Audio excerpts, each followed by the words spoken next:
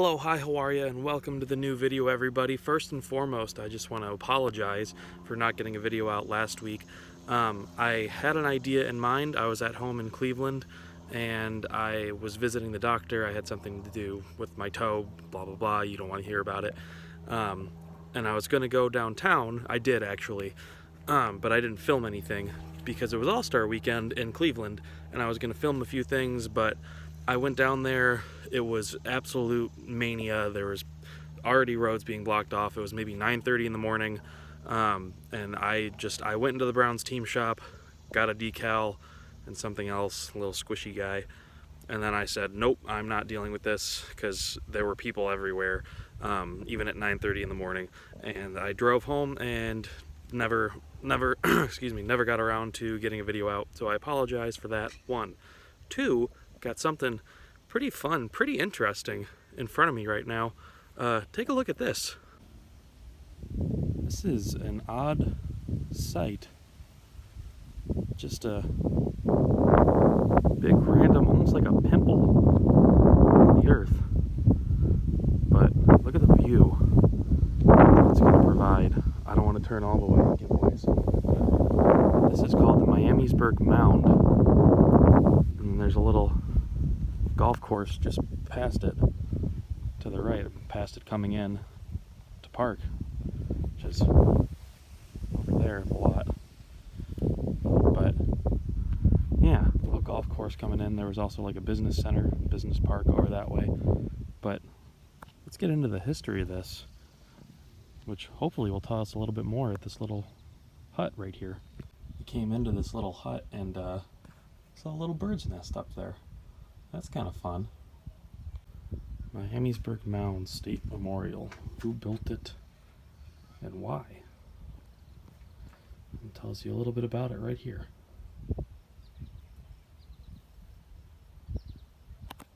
I don't feel like reading all that, so if you want to read more about it, just go ahead and pause the video. Sorry, I don't want to talk too much because, like I said, I'm right next to the golf course, and people are playing right next to me currently. Sorry if you were reading that and I just pulled it away, but I know what it's like to be golfing and be disturbed, so I'm trying to keep my voice down.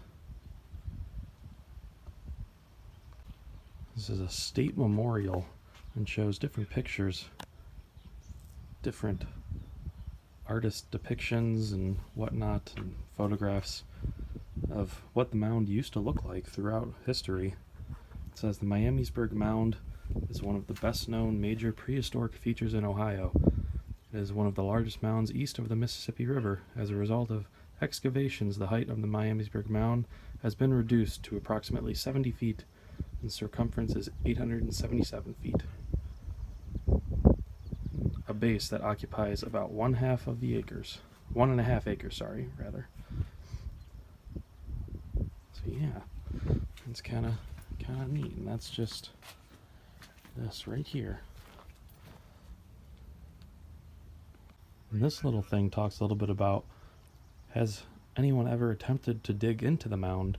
And it turns out they have. In 1869, they dug a vertical shaft from the top of the base, and they found a skeleton covered with bark and yellow clay about 8 feet down, and it was entombed in a sitting posture facing east.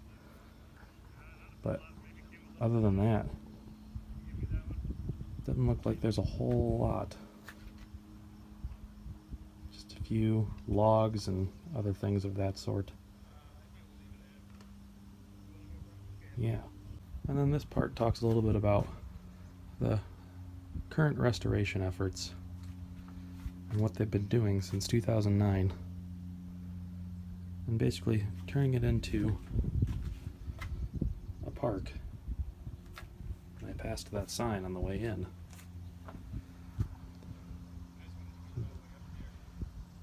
Pretty fun.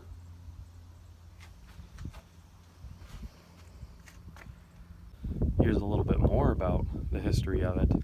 It was deemed an Ohio Historical Landmark by the Ohio Historical Society, looks like in 1970. And this is basically just a briefer version of everything listed over there from the look of it. And you can find all of this online as well. But shall we ascend? I think we shall. I think we're about to get really sweaty. If you are unable to do such a thing, be cautious, because they are very uneven steps apparently going up, as it is very tall and very old, and they do look a little run down, but there has been conservation efforts, like I said earlier. So let's see. Not even all the way up yet, and I'm already out of breath. It's a testament to the shape I'm in. Just 2 more sets. This is already how much I've walked up. It's a good thing once you get to the top that there are some benches, because I tell you, that is no small feat, going 70 feet in the air straight up. But boy, is it worth it. If you look closely, you can even see Dayton right there in the distance, just along the horizon. Pretty awesome.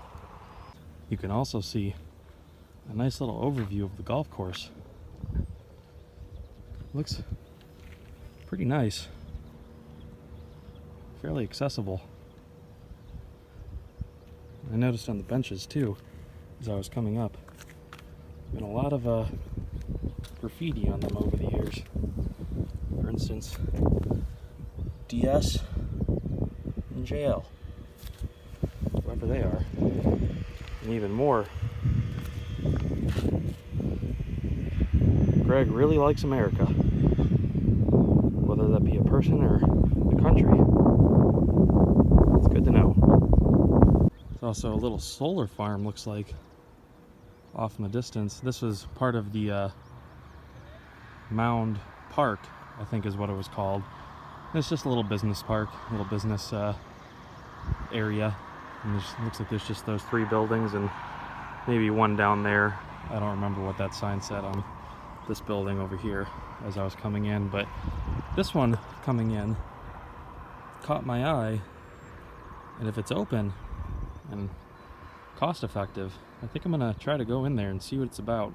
Maybe learn a little bit more about this place, as I keep dodging big old bugs like cicadas and stuff like that, because the mound is fairly overgrown, and is obviously now habitat to many insects and birds actually too. I had a spook.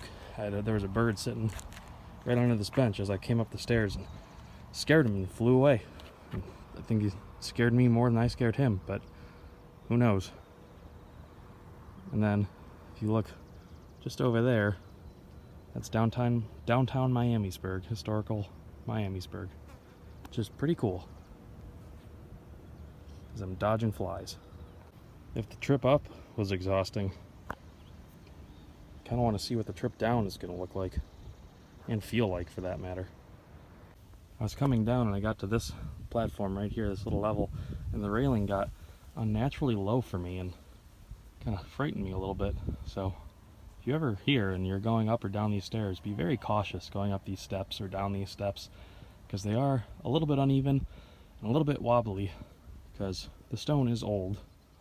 So just be cautious, like I said at the beginning. Here's one more quick view at the mound before I head over to that Cold War Historical Center to see if it's open. The view from here isn't anything to joke about either. It is very pretty over here, as we are a little bit higher elevated toward the top of the valley. This is looking over Miami Valley. It is pretty. We're now here at the Mound Cold War Discovery Center. Gonna go inside and see what it has to offer. First few things we see as we're walking in here is a little section dedicated to the Manhattan Project. A little echoey. Talking about Dr. J. Robert Oppenheimer. And I read something on the way in that was talking about how the mound and the facilities around it were first used as continuing testing sites for the Manhattan Project in the Dayton area. And that was taking place all the way to 2003 as a nuclear facility. And then it became more accessible to the public.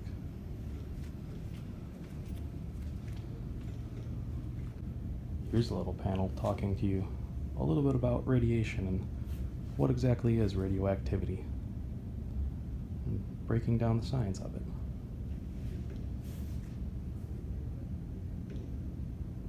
A few things found in everyday life that tend to be a little bit radioactive that you would have never thought about it, including low sodium salt. And as this thing says right here, it's around us every day. I have a little experiment here too that I just did that I didn't film any of because I needed 2 hands to do it.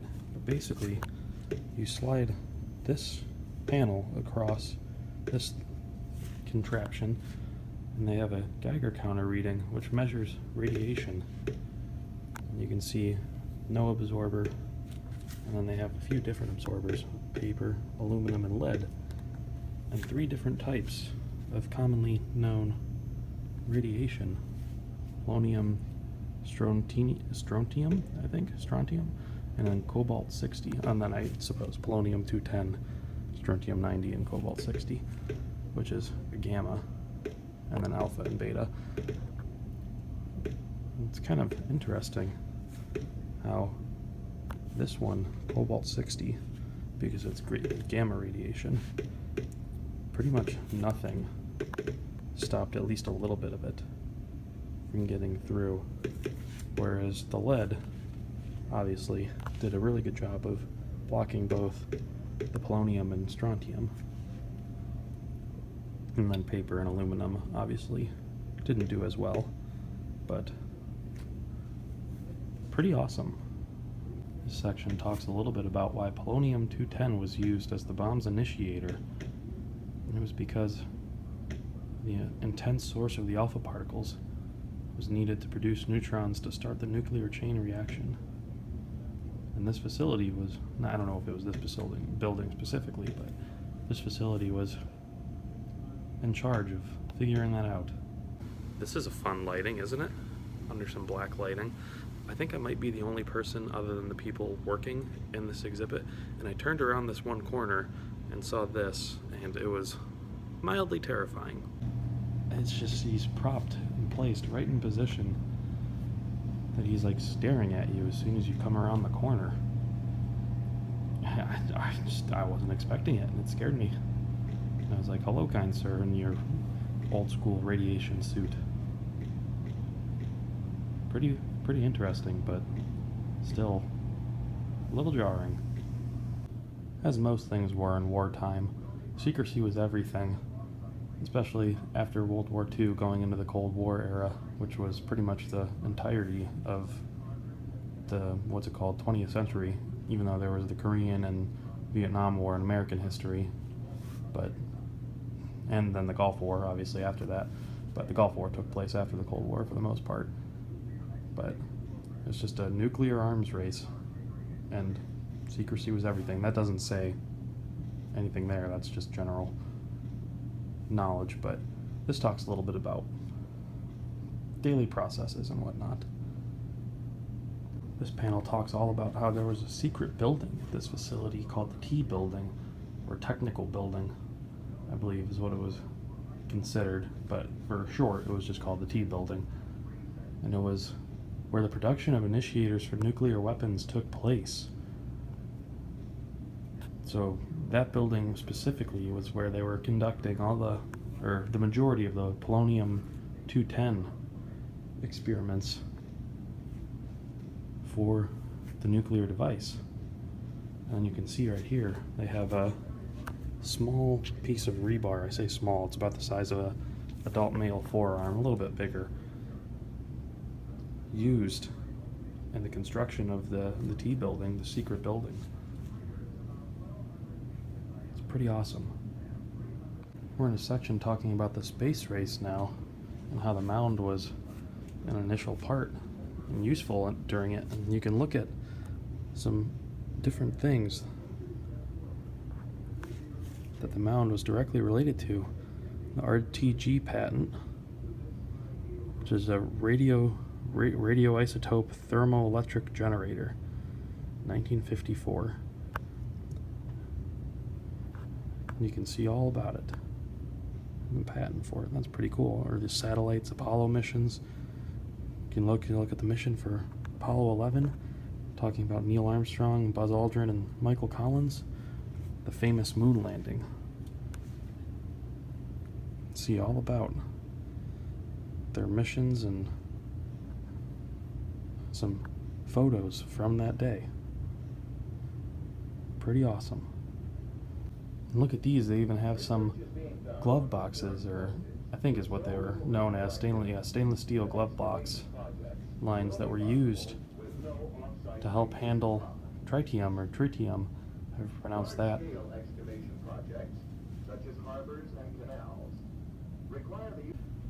Tritium is also used in a lot of household things, not necessarily household, but things you would see in most everyday life. For instance, on like a gun sight,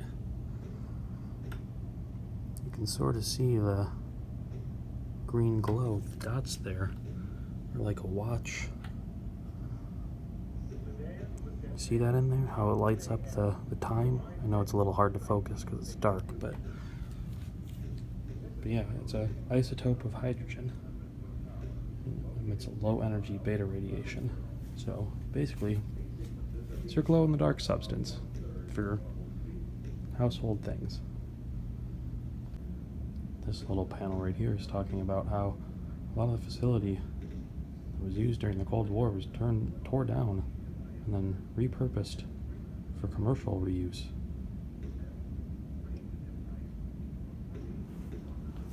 As there was no need to deal with it anymore after the fall of the Berlin Wall in 1991. Or 1898. Sorry about that. 1991 was the official date the Soviet Union dissolved. Yeah. That's going to do it today here from the Miamisburg Mound and the Mound Cold War Discovery Center. It's really interesting in there. I didn't show everything, and there was probably a few things I got wrong. My attention span sometimes allows or disallows me, if that's a word, to not read everything as clearly. And since I was literally the only person in there, other than maybe a few people doing some work upstairs or the person behind the counter, I felt a little uneasy being in there by myself. But still, it was very interesting, a lot of fun. A lot of history about like the Cold War and stuff like that, obviously at the Cold War Discovery Center, but I didn't realize how much Dayton and the surrounding area really was a key part in some efforts toward the war. So if you're ever in the Miamisburg, Ohio area, I strongly recommend coming out, checking out the mound. The mound it's pretty cool. It's a fun view, but the Cold War Discovery Center really is a very interesting and very intriguing exhibit that I recommend everyone coming out. It's open, I believe it said noon to 4 or 10 to 4. I think it was noon to 4. It might just been Saturday. I can look that up and put it in the description. I'll leave, if they have a website, I'll leave the link in the description as well. But it's free to the general public as well. You can come in, just see the exhibit, and yeah, have yourself an interesting and learned experience. But until then, or not until then, until next time, guys, thank you so much for watching. If you like the video, leave a like down, hit the subscribe button if you're not already subscribed, hit that bell, you'll get all the notifications for when I post. And until then, guys, until next time, Lord, I'll see you in the next one.